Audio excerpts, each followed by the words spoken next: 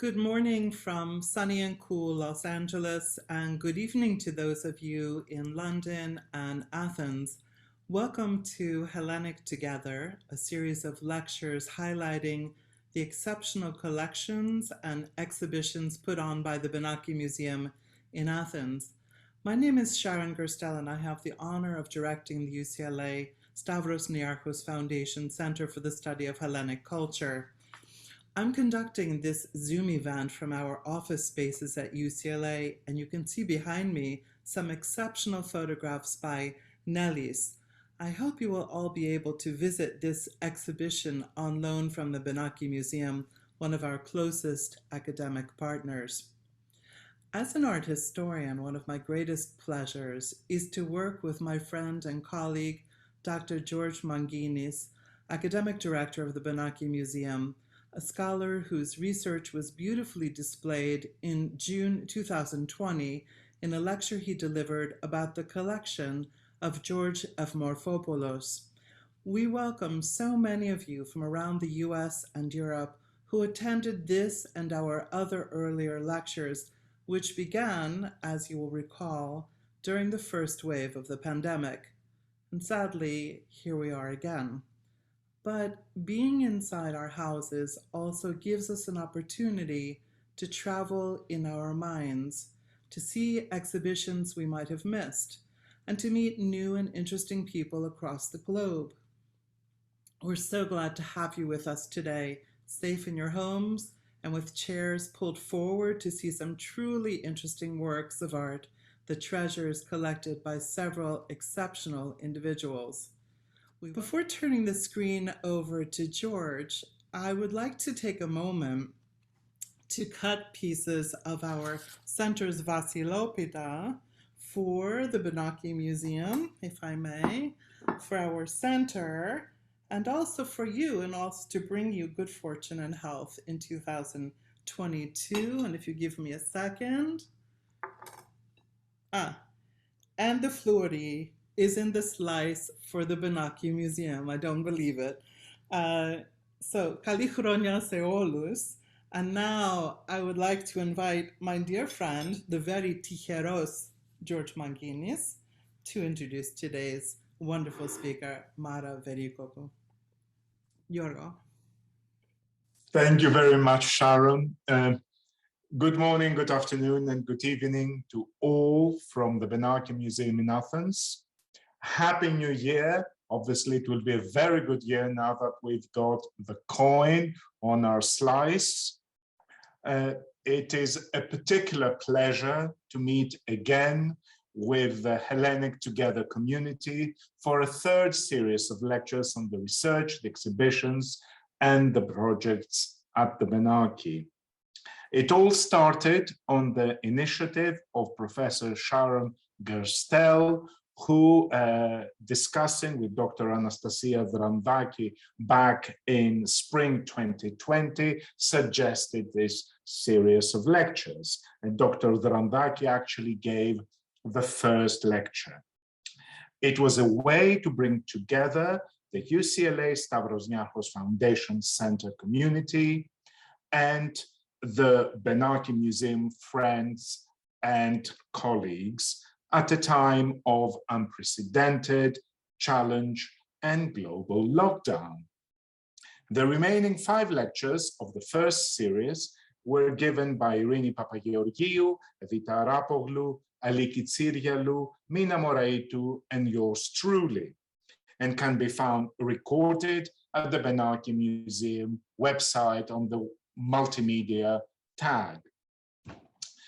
Their subject matters ranged from the wedding rituals of classical Athens and the precious Byzantine liturgical cloth to the intertwined lives of 2 painters and an author in post-war Greece, the long life of a celebrated female photographer, Nellis, whose photographs are behind Sharon, and the legacies of 2 of the most important collectors of Islamic and East Asian art the world has ever seen.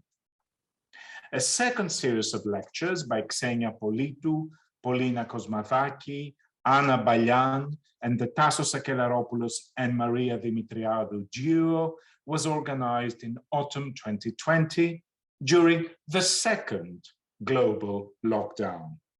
They covered the costume of women in Greece, the archaic vision of a Greek modernist in 20th century Paris, exotic vessels immured on Byzantine and later churches, and the seminal exhibition organized to celebrate the 1821 bicentennial. Tonight's lecture will focus on another exhibition that also honored this important anniversary. These 4 lectures can also be found at the Benaki Museum website. Now, this third Hellenic Together series begins today and will focus on 3 exhibitions, 1 presented last year and 2 actually running as we speak. I am delighted to report that this series does not, so far, coincide with a lockdown. However, it does coincide with a spike in the pandemic, and although I hope this will be the last one, I also hope that we shall have opportunities to continue our internet meetings in the future. For me, Hellenic Together, this chance we all got to meet regularly, despite geographical distance or curfew mandates, was the best thing that came out of the pandemic. Now, talking of geography, we have 2 traditions since the first series back in 2020 that I wish to uphold. So the first tradition is to ask those of you so inclined to share your whereabouts in the world using the chat function on Zoom. Just write, where are you as you're watching this? Secondly, I would like us to embark on another survey related not so much to tonight's lecture, but to the festive season, which is now sadly over. Please state your preference for either melomakarona, and this is a miniature version of a melomakarono. They are the honey-dipped biscuits sprinkled with nuts and cinnamon that are so typical of the Greek Christmas, or Vasilopita, which Sharon so kindly offered us virtually in her introduction, and the large cake for New Year's Day, in which a small coin is baked, and a coin which, once found, if you're chewing the piece, bestows good luck upon the lucky diner, unless you actually break a tooth or 2 on the coin. Now, please share your preference for either melomakarona or Vasilopita, and we'll do the sums at the end. As always, use the same chat function if you wish to ask a question. Now, having done the introductory duties, I'm delighted to welcome today's speaker, Mrs. Mara Verykokou, who is curator of our Byzantine and post-Byzantine collection. She studied history of art and museum studies at the University of Aberdeen in Scotland and at University College London, UCL. Now, she is a PhD candidate at the National Kapodistrian University of Athens, and her thesis focuses on Benaki Museum exhibitions from the 70s to 2015, which for friends of the Benaki will realize is the Angelos Delivorias era. Mara has been involved as member of the research team in various exhibition projects, including Heaven and Earth, Art of Byzantium from Greek collections, which toured the United States between 2013 and 2015. Heaven and Earth was shown at the National Gallery of Washington, at the J. Paul Getty Museum in Los Angeles, and at the Art Institute of Chicago. Some of you may actually have seen it and may remember it. Mara has also worked for the Benaki Museum exhibition, Russian Religious Art from Russia to Greece, and has curated the show about which she's going to talk to us tonight. Her current research focuses on the Benaki Museum collection of late antique and medieval medical instruments, some of which are currently on show at the Ancient Greek Science and Wisdom exhibition at the Science Museum in London, to which the Benaki is a major lender. Now, without further delay, I would like to invite Mara Verykokou to talk to us on 1821, The Collector's Choice, an exhibition commemorating the Greek War of Independence from an original viewpoint. Thank you so much for your kind words. Happy New Year to everyone, and I'm very delighted to present this exhibition to you tonight and this morning.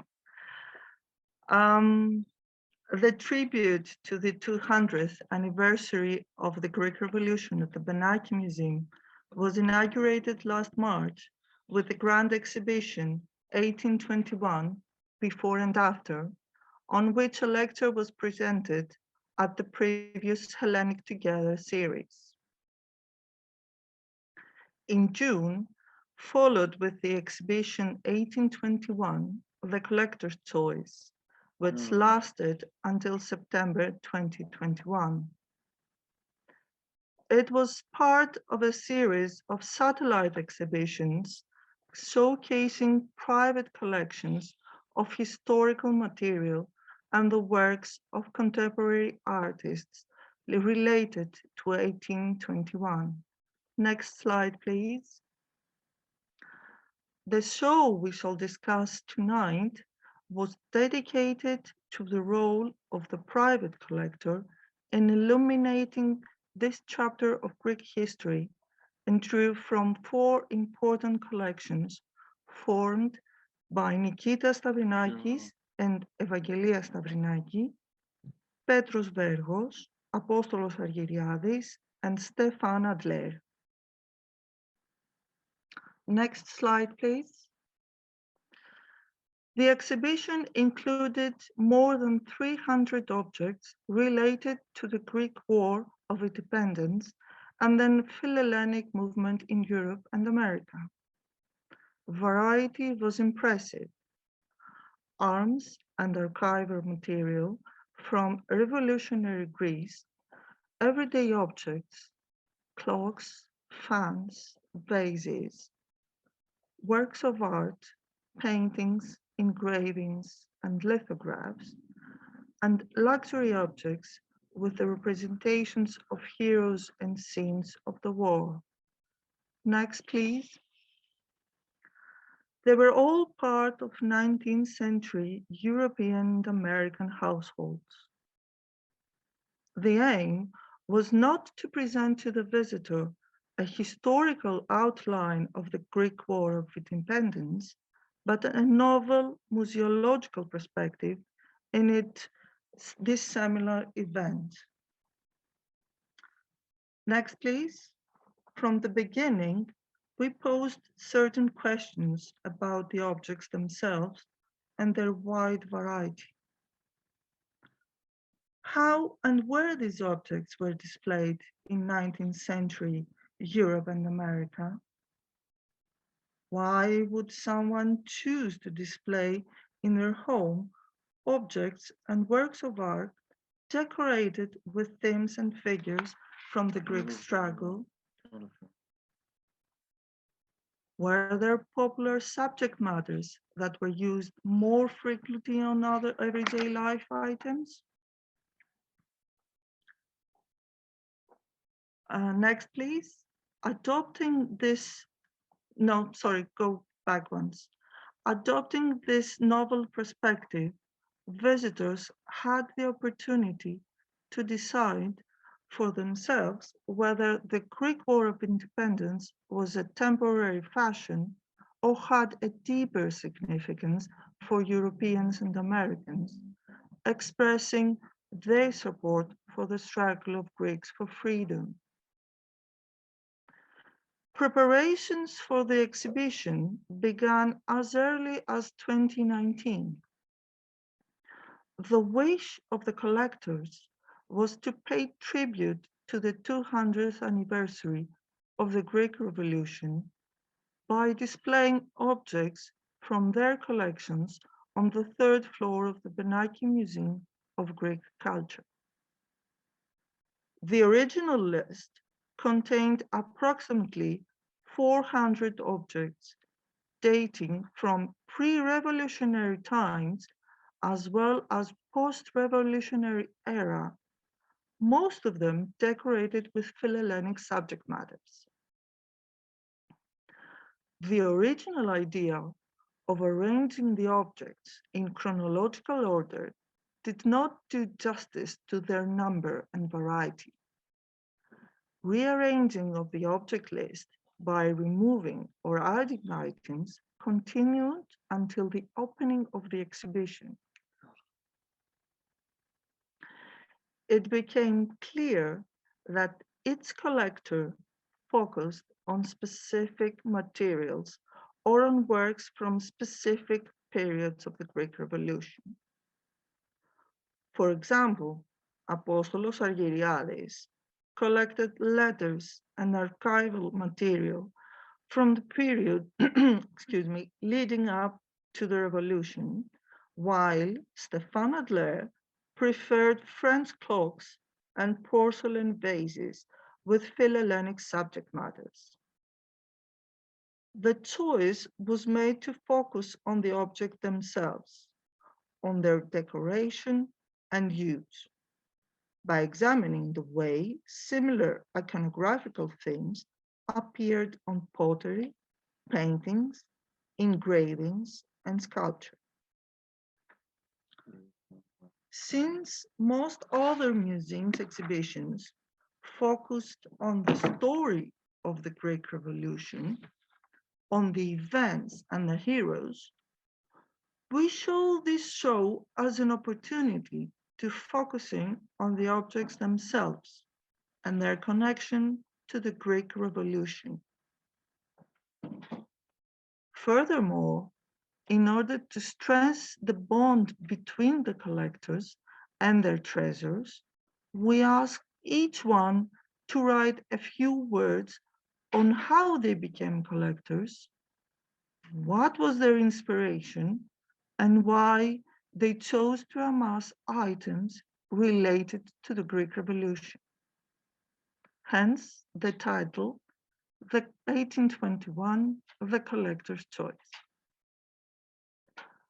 We also agreed that we wouldn't mention on the labels which object belonged to which collector, because we wanted the visitors to experience the artifacts as one seamless collection. The original list of 400 objects was downsized to almost 300. The main restriction was space, as the exhibition was hosted on the third floor of the Benaki Museum of Greek Culture, which houses the permanent collection dedicated to the Greek 19th and 20th century, and we had to use pre-existing showcases and plans. The third floor had been emptied a few months earlier, as the majority of the objects had been moved to the 1821 before and after exhibition at the Piraeus building. In order for the public to understand our questioning and the aim of the exhibition, a special architectural museographic design was necessary. Spiros Nassanas, an architect museographer, and friend, took over the role of making our ideas more tangible. The main goal was to group objects that were decorated with the same subject matter across materials. This allowed us to emphasize how specific themes inspired by the Greek Revolution had become popular and even fashionable. The collectors contributed by bringing even more items that stressed this point further. Mirto Dimitropoulou, historian and my schoolmate, dealt with the historical part of the exhibition and wrote more than 300 labels and 4 introductory texts. Next slide, please. To contextualize the objects in early 19th century homes and we saw their use, we displayed them on desks, small tables, and other pieces of period furniture from the collections of the Benaki Museum and also private collections. Next slide, please. To complete the atmosphere of 19th century European and American interiors, 3 paintings that you see at the Cooper Hewitt Smithsonian Design Museum were blown up and placed as backdrops to the object and furniture arrangements. Next, please. Finally, we used a sample of French wallpaper, next please, also at the Cooper Hewitt Smithsonian Design Museum, to line 2 large showcases. George Manginis, our academic director, helped in finding this decorative art material and contributed an introductory text. Next, please.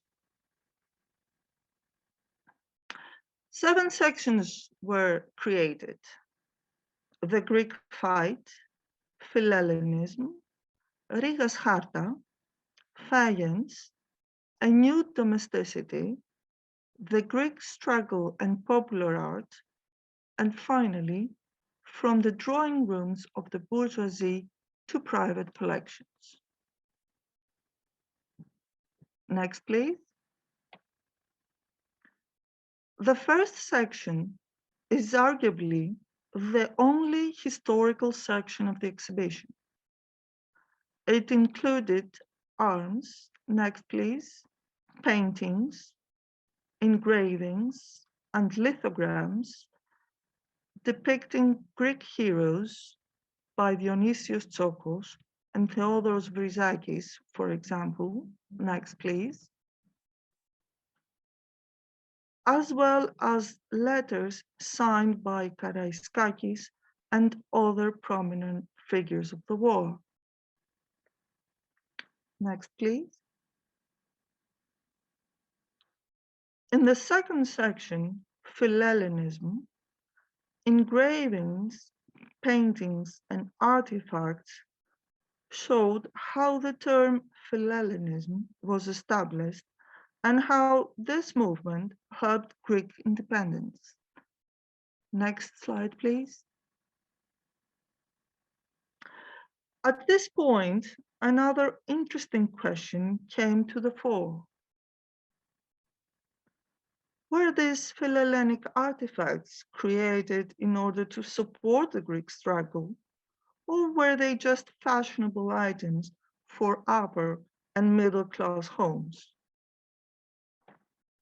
Next, please. In my opinion, Philhellenism had a double effect. At first, the presentation of the Greek struggle in European press created a support for the revolution. Later, as the Greek Revolution became more popular, the manufacture of everyday and luxury objects began and transformed the Greek war into a fashionable event. Objects in this section praised the revolution and urged the public to raise funds in its support, such as the objects we see here, the clock named Raising Funds for Greece, and the lithographs with a similar title. Next slide, please. The third section was called Rigas Charta and included an extremely rare complete Charta by Rigas Vergos. Next, please. This masterpiece of late 18th century map making, produced in Vienna, survives in very few copies, as most copies were confiscated and destroyed by Austrian authorities. Again, our aim was to display it as an artifact and not as a historical item.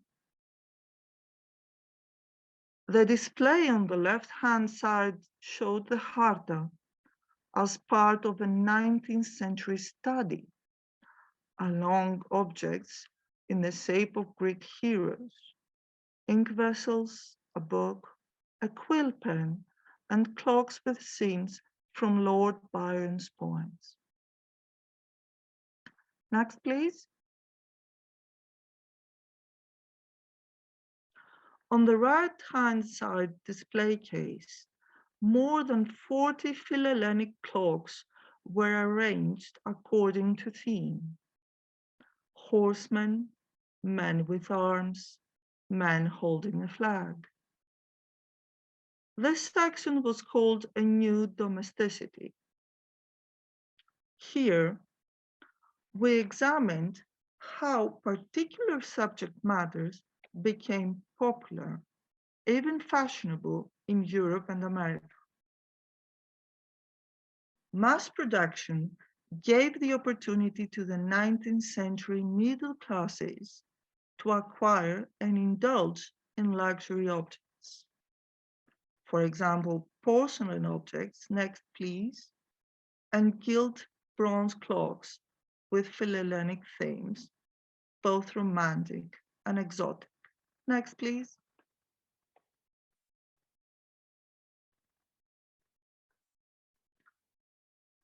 The fifth section, faience, next please.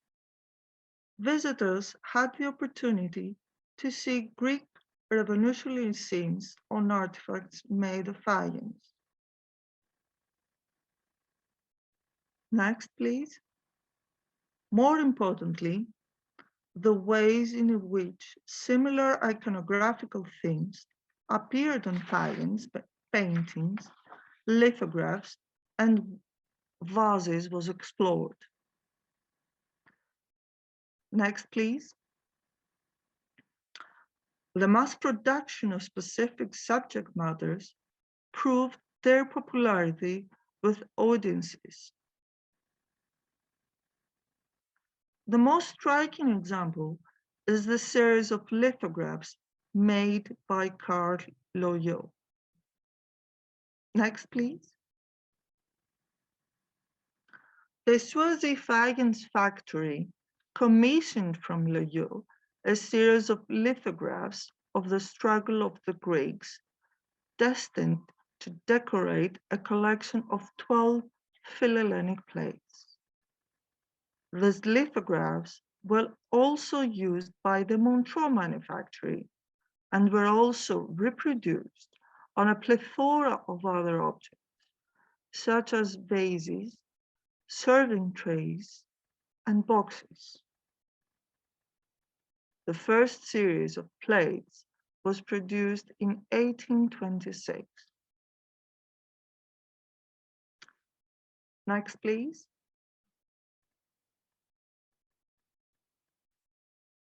The next section was titled The Greek Struggle and Popular Art. Next, please. The depiction of Greek War of Independence heroes and events in folk art shaped modern Greek identity and culture. The life and achievements of these heroes, as captured in color lithographs or everyday objects, connected the citizens of liberated Greece with the ideals of the revolution and the concept of Greekness. The final section, from the drawing rooms of the bourgeoisie to private collections, was dedicated to the uses and identity of objects between 19th century and the present. Next, please.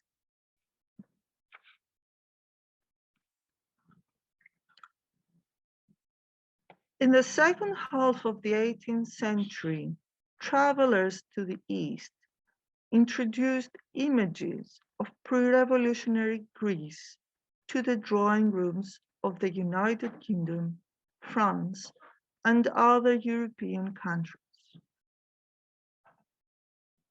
These images often depicted romantic landscapes with anonymous heroes or scenes from everyday life against ancient ruins. Next, please.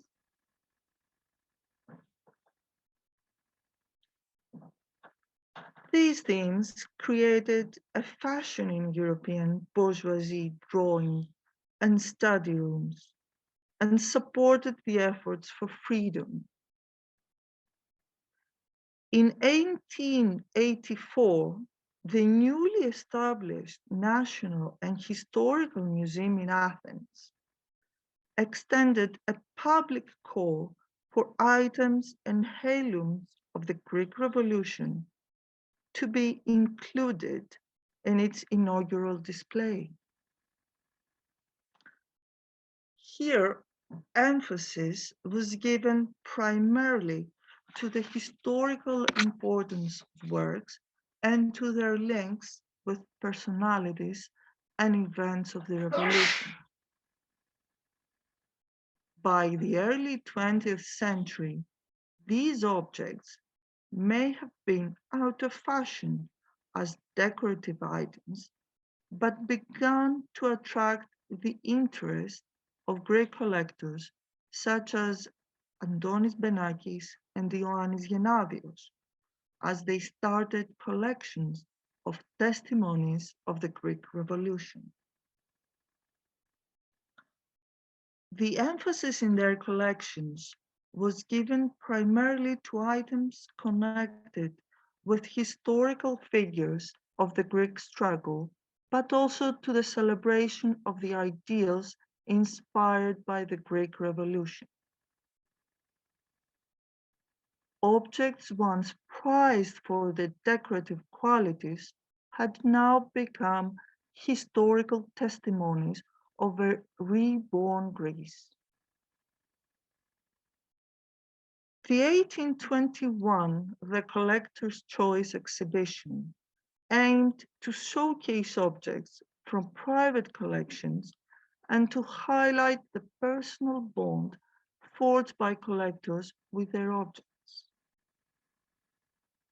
Collecting works of art and memorabilia related to the Greek Revolution demonstrates a deeper understanding and connection with modern Greek identity and Hellenism. The collectors themselves shared their ideas of collecting artifacts related to the Greek Revolution in statements printed on exhibition banners. Next, please. Nikitas Stavrinakis wrote,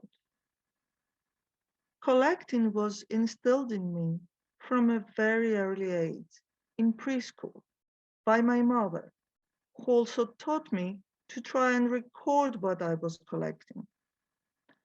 Postage stamps, which were very popular among many children at the time, were my first collectibles, and I placed them and handmade albums. The main motivation for my collecting is the love for Greek objects that are vanishing. Alongside this love, my childhood urge to collect items that I like gives further motivation. Little by little, over the years, with a lot of passion, through study, travels, and discoveries, and to the extent that my finances permitted, I created, together with my daughter Evangelia, a collection that focuses exclusively on modern and contemporary Greek history, as well as Greek folk art. Stéphan Adler stressed the importance and the value of private collecting. Further to the next, please. Further to the aesthetic value of the objects, it is necessary each time to identify, whenever possible, their source of inspiration so that we can understand the rich emotional history that gave birth to the wide spiritual Philhellenic impulse. The collector's duty is to transmit the results of this research to a wide audience, thus contributing to the history of events as well as to the history of art, at the same time paying tribute to the protagonists of the era and the sealing of the unshakable fact of Philhellenism. He continues, so I decided to search for every object that French arts, in the broadest sense of the word, had created to inspire and support the Greek effort for independence. Next, please. Petros Vergos wrote to us the first feeling of his first collectible item. I grew up in a house with a reserve of antiques and artworks, but the dominant element was the library. So when one day we went with my father to Monastiraki and I witnessed the abundance of antique objects, I convinced him and he bought me my first personal possession, an ancient coin. From that moment onwards, my passion and love reached the point where I skipped school and walked around the museums in Athens, mainly the National Archaeological Museum. The rest came naturally. The charm of antique documents and books, and as a natural outcome, the love for all objects, historical and folkloric, that I would see and wish to acquire. On the other hand, Apostolos Argyriadis shared with us his first inspiration of his private collection. In the late 50s, during my school years, I started collecting stamps, and later on in my student years at the Athens Polytechnic, silverware, embroidery, wood carvings, all items of Greek folk art. Between classes and workshops, I used to go down to Monastiraki, and with the few drachmas which I saved with difficulty, I used to buy objects, which then, as now, held great value. Gradually, I went on to collecting ephemera, old postcards, photographs, printed material, archives that peddlers brought to Monastiraki. What I love most among the objects in my collection are the historical documents, especially those dating to the 19th century.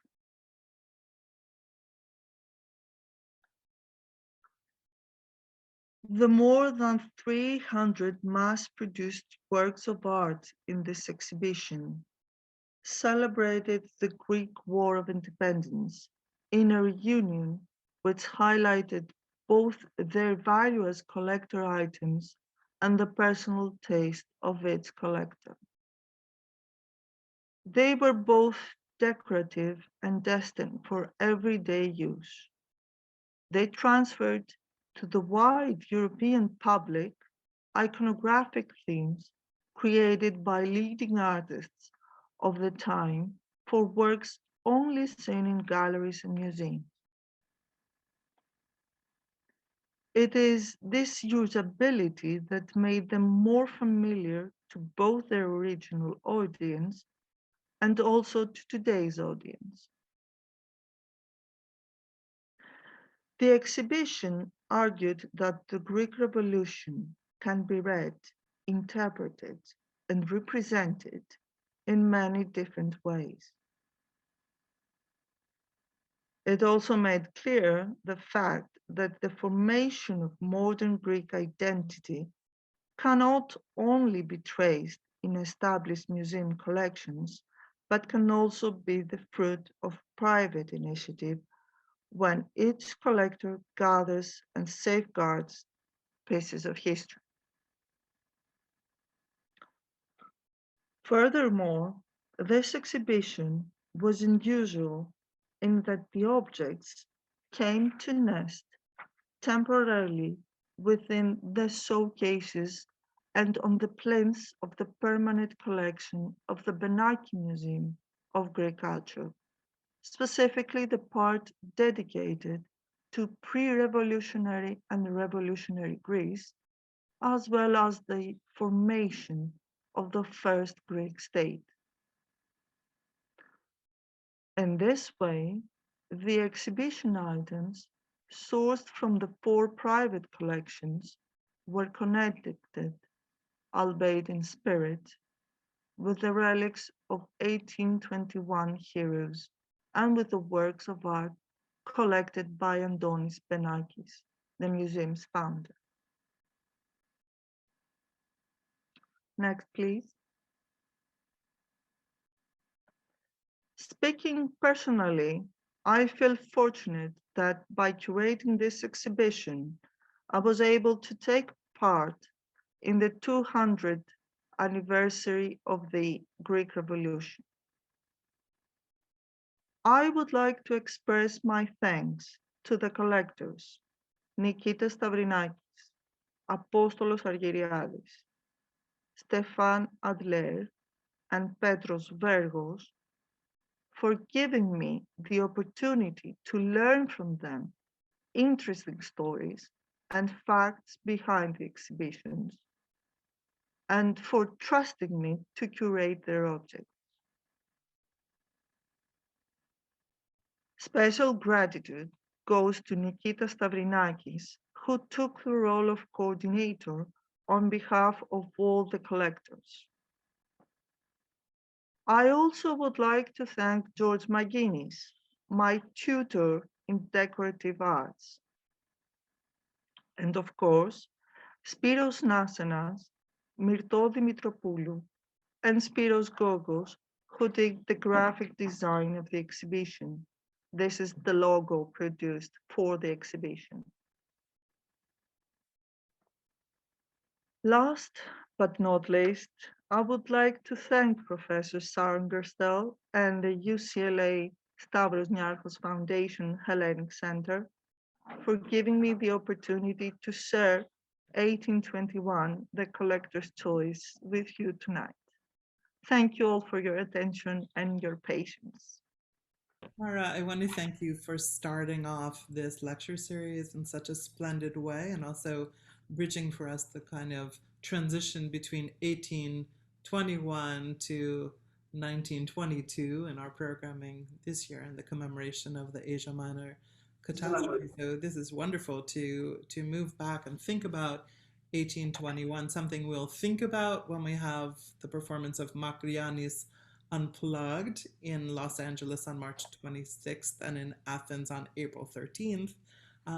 But George, I want to ask you, since I'm looking at the Vasilopida and smelling it and getting very hungry, is there something you want to tell us about the poll? And also, is there something you want to tell us about the upcoming lecture? Well, the poll is still for Melomakarona, I fear. And so that will not, I don't see it very possible to change. So Melomakarona win, and there's one waiting for me right now. Next Saturday now, we shall have another Hellenic Together lecture on an exhibition which is currently on show at the Benaki Museums at Piraeus 138. It will be given by Spiros Kizis, and the title will be Papadopoulou 100, exhibiting a century of Greek entrepreneurship and taste.